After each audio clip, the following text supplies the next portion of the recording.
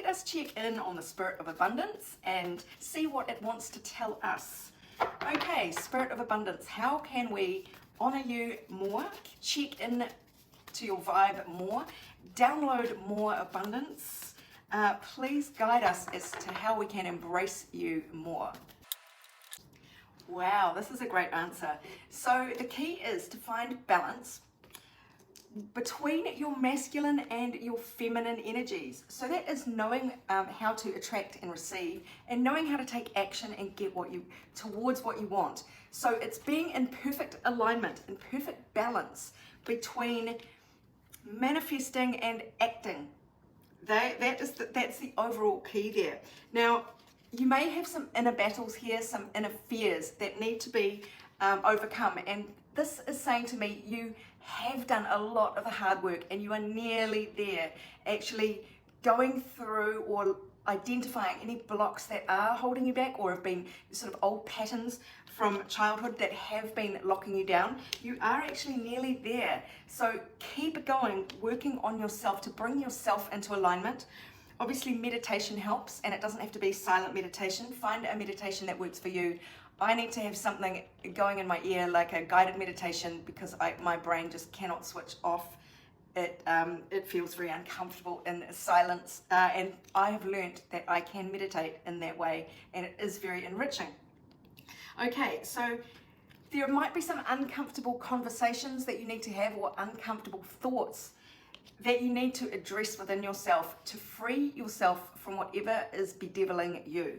But when you do, the outcome there is absolute stability and abundance and joy. This is joyful stability. So let's look at a couple of cards here that give us a few clues, and I will pull a couple more. But the sun here is shining in your 7th house of partnerships, of how you relate to other people, even open enemies. So this is an area to pay a lot of attention to. How do you relate to other people?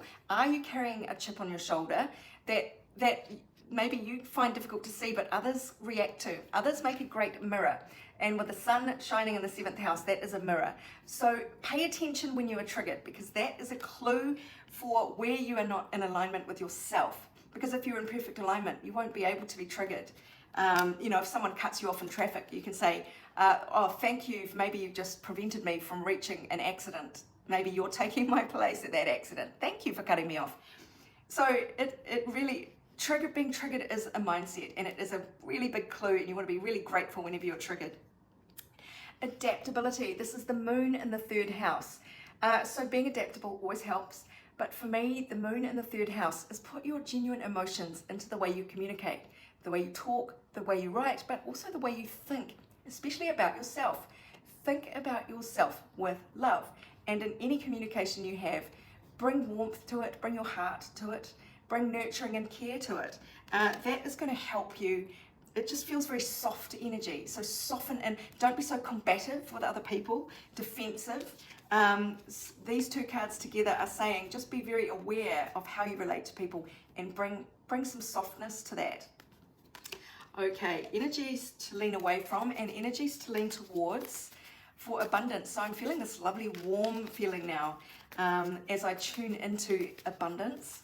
That is just kind of very giving and very, just that says there's enough for everybody. There's more than enough for everybody. There is abundance for everybody. If everyone would just give of their hearts rather than agitate and defend and attack and grasp. It is very generous energy. It's a beautiful feeling. I encourage you to tap into the spirit of abundance as much as you can. So the energy to lean away from, I love this, just one word, judgment. Judgment is really the thief of joy. When you judge other people, what you don't realize is you are actually judging a part of yourself. And so anytime you comment on someone else or judge them, even a thought, that is a bit of a reflection of how you feel about yourself. And if you need to feel superior to someone in some way, that is a problem. And that is maybe one of the devil behaviors that keeps you chained up. And you have to have some painful home truths that you might have to embrace about yourself and acknowledge and own it, and then it can be freed. The people in the devil card are not actually chained to the devil. They can slip those chains off whenever they like by purifying their thoughts or softening or just filling their hearts with love instead of with judgment. Okay, so the energy to lean towards. This card came out again, the Four of Wands. So there is stability and joy and happiness for you. It is the card, the key words on this card.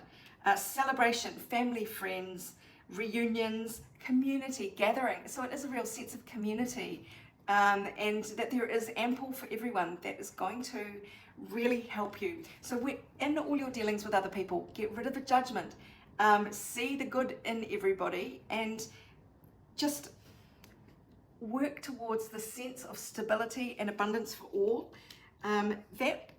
That really will keep your heart on track. And when your heart is on track and living in abundance, the abundance will come to you. So I hope that helps you, my darlings. If you'd like your own personal reading, go to my website, abundancelovejoy.com. Otherwise, this is Sarah wishing you much abundance, love, and joy.